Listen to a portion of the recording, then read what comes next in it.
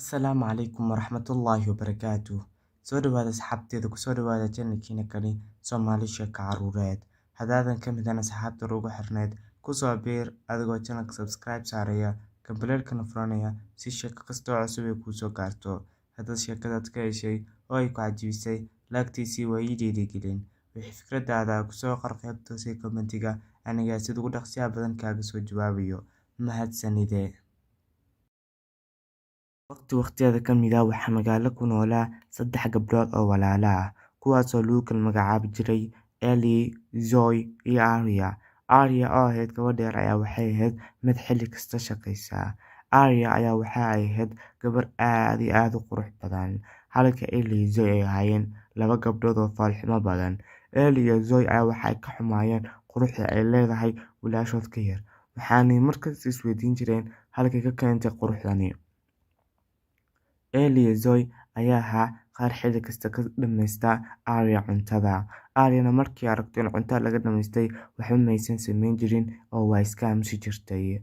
Aria waxba lagama siin jirin xataa hantidii ay ka tageen waalidiintood, waxaanay ahaayeen Ellie iyo Zoe qaar kala qaybsada labadood oo kaliya iyagoon waxba ka siinayn Aria. Ellie iyo Zoe waxay ahaayeen qaar soo gata meelkabka ugu dambeeya iyo dharka ugu dambeeya, halka Ariana ay ahayd shaqaalaha guriga.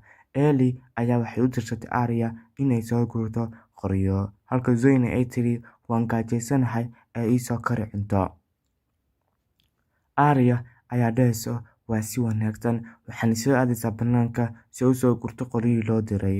Aria qoryihii sida u guraysay waxay ku gaaraysaa habeen, kabacdina waxay soo aadaysaa dhankaasi guriga.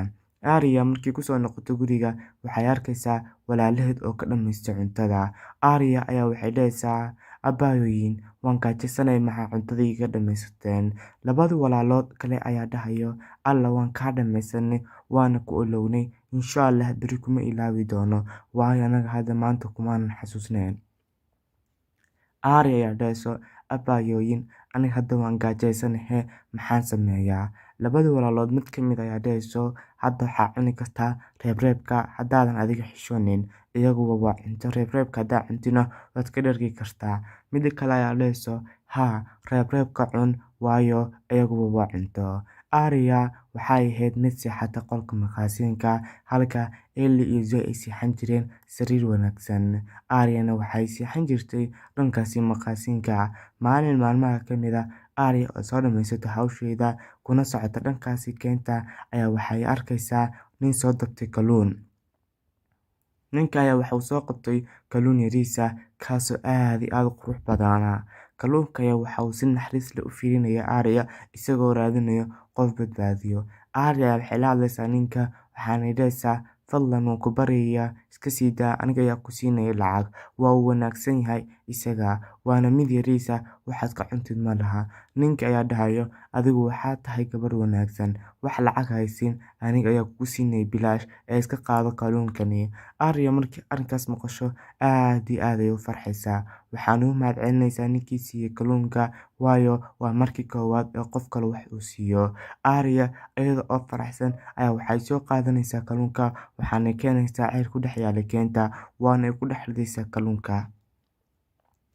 Aria ayaa ahayd mid markasta u timaada kalluunka una keenta cunto. Aria ayaa waxaa jecleed markasta inay la joogto kalluunkeeda. Kalluunkana waxa uu ahaa mid caqli badan, waxaana kasoo bixi jiray biyaha markay u yeerto Aria oo keliya. Aria ayaa maalin kalluunka waxa uu siiyey dub yar oo dahab ah, waxaana ku dhahay adiga ayaa iska leh. Aria markii arrinkaas aragtay aad iyo aad ayay u faraxday, waxaana ay tiri ma aniga ayaad i siisay, allah waad mahadsan tahay. Aria waxay soo qaadanaysaa hadiyadii uu siiyey kalluunka, waxaana u soo qaadaysaa dhankaasi dahablaha. Aria markay keento hadiyadii uu siiyey kalluunka dahablaha waxaa laga gadanayaa lacag fara badan. Ariana lacagtii waa ay soo qaadanaysaa, waxaana u soo qaadanaysaa dhankaasi gurigeeda. Maalinkaasi wixii ka dambeeyay Aria waxay u imaan jirtay markasta kalluunka, waxaana siin jirtay cunto iyadoo sugaysa inuu weynaado. Markastuu kalluunka weynaadana wuxuu Aria u soo geyn jiray hadiyadii maalin laga siiyay oo kale. Walaalaheedna markay arkeen Aria oo lacag wadato waa ay yaabeen, waxaana ay bilaabeen inay daba raacaan. Maalin maalmaha ka mid ah Arya oo la hadlaysa kalluunkeeda ayay soo daba raaceen waxaanay arkeen arrin kasta. Markay Arya baxdana waxay yimaadeen ceelka ku jira kalluunka iyagoo dhahayo sidii ay dhahaysay Arya, soo bax kalluunkaygaan jeclaayow. Kalluunka ayaa moodayay inay u joogto Arya, kabacdina wuxuu kasoo baxayaa biyaha. Isla waqtigaasba waxaa qabanayso mid ka mid ah labadii gabdhood. Arya markay kusoo noqoto dhankaas iyo ceelka waxay bilaabaysaa inay u yeerto kalluunkeeda, laakiinse cabaar markay u yeerto waa uu soo bixi weynaya kalluunkeeda waxaana is dhahaysaa talow halkuu aaday kalluunkaaga. Waqtigaasi Arya waxaa la hadlayo ceelka waxaanu dhahayaa kalluunkaaga ma joogo, waxaa qaatay labadaada walaalood. Kalluunkaaga labadaada walaalood ayaa qaatay ee orod labada walaalood ka doono. Arya ayaa dhahayso adiga yaa tahay halkeena joogtaa.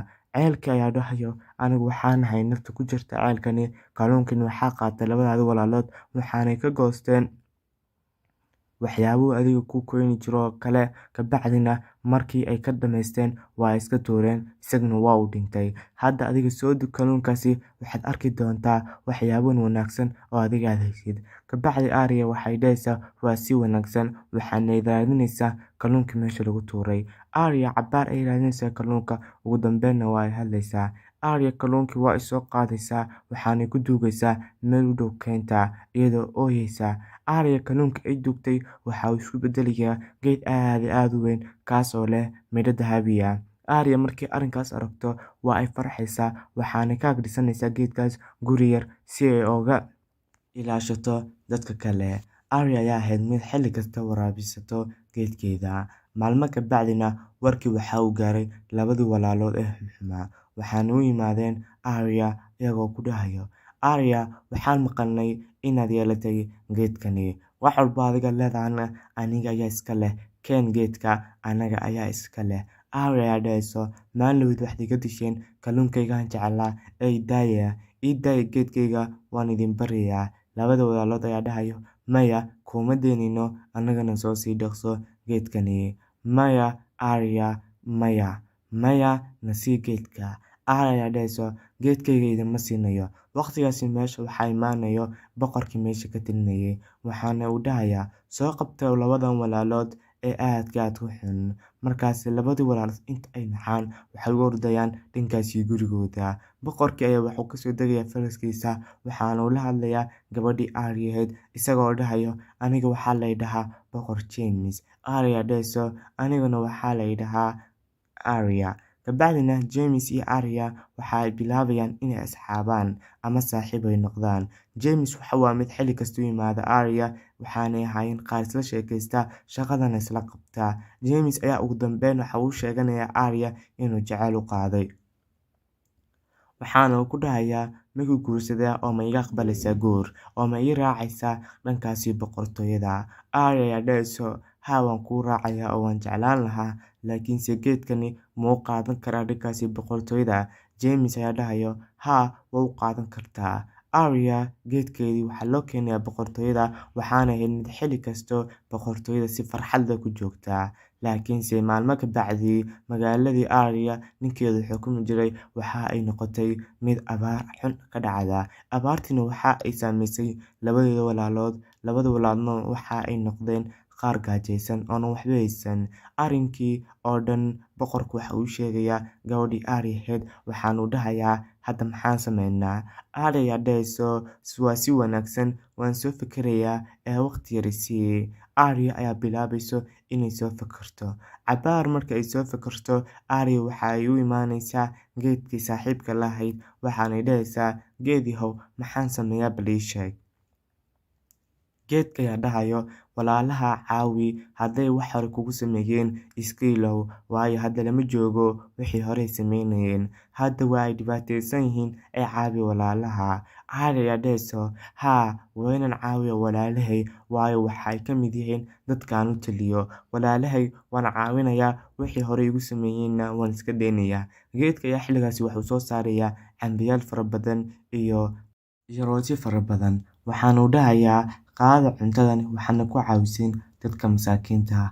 Arya ayaa dhahayso waa si wanaagsan. Arya iyadii ninkeeda askartu waxay u dirayaan inay qaadaan cuntada ayna soo siiyeen dadka masaakiinta ah.